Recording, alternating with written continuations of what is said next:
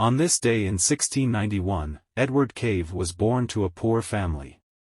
His father was a shoemaker, and his mother was an illiterate housewife. But the world that reads magazines and newspapers today owes Edward for inventing the idea of the magazine.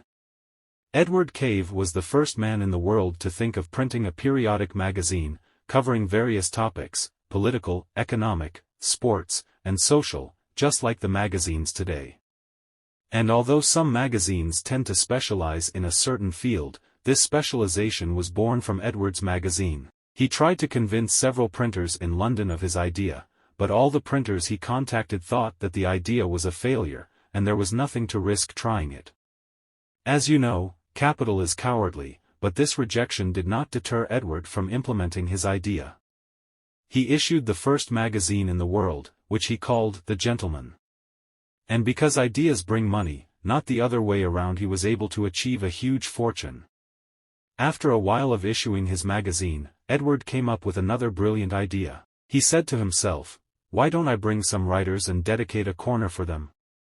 Since magazines do not appeal to book lovers, I will make books in the magazine."